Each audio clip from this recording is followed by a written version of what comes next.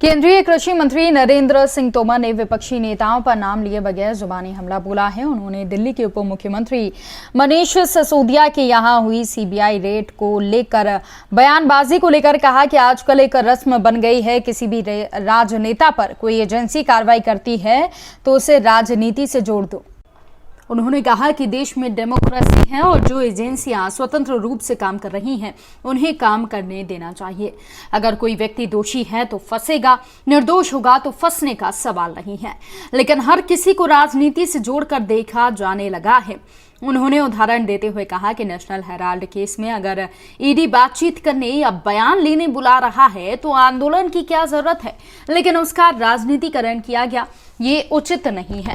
अखिलेश यादव के किसानों की आय दोगुनी अभी तक नहीं किए जाने के आरोप पर केंद्रीय कृषि मंत्री ने चुटकी लेते हुए कहा कि अखिलेश जी दरअसल उदी इटावा के पास पब्लिक स्कूल में पढ़े हैं, उनको जमीन के बारे में ज्यादा मालूम नहीं है।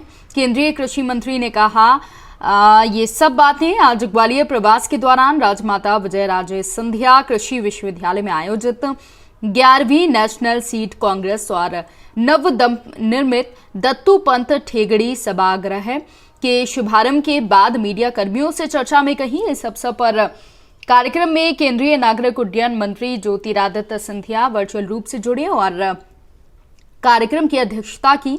इस मौके पर विशिष्ट अतिथि के तौर पर प्रदेश के कृषि कल्याण व कृषि विकास मंत्री शहर की महापौर शोभा सतीश सिकरवार मौजूद थी। कार्यक्रम के आरंभ में केंद्रीय मंत्री के साथ उपस्थित अतिथियों ने राजमाता विजयराजे सिंधिया की प्रतिमा पर माल्यार्पण किया। इसके बाद नवनिर्मित दत्तू पंत ठेगड़ी सभागृह का विधिवत पूजा अर्चना कर लोकार्पण किया।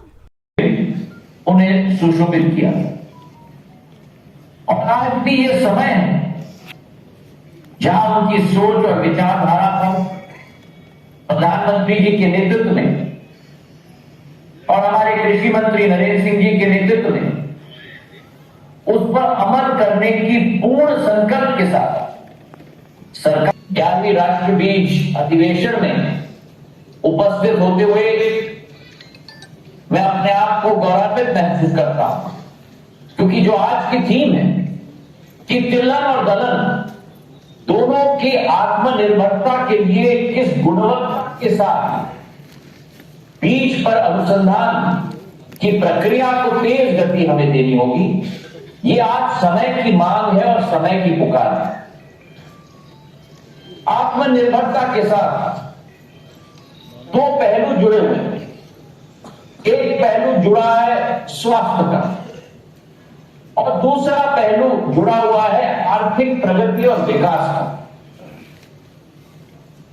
जिस श्रेणी में आया देश में किया जाता उसे हम समाप्त करके आत्मनिर्भर बन जाए तो उससे देश की जनता और देश की जिससे इस देश के अंदर देशभक्त नौजवान, देशभक्त मजदूर और देशभक्त किसान जो सिर्फ अपने अपने परिवार के लिए नहीं समाज और राष्ट्र के लिए जीकर इस देश को शक्तिशाली, समृद्धशाली, वैभवशाली बनाएंगे, ऐसे महान हमारे प्रेरणा स्रोत दत्तूपंत जी ठेंगड़ी जी के नाम से सभागार रखा गया, जिसका शुभारंभ माननीय आज के कार्यक्रम के हमारे मुख्य अतिथि मेरे बड़े भाई जिन्होंने मुझे राजनीति में अंगली पकड़ के चलना सिखाया और यहाँ तक पहुँचाया, ऐसे आदरणीय नरेंद्र सिंह तोमर जी का जोरदार ताली बजाकर हम अपने दत्तूपंत ठेगड़ी सभागार में स्वागत करते हैं।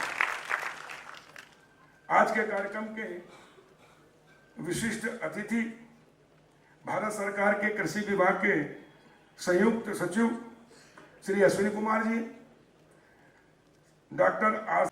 सभागार की कमी महसूस होती थी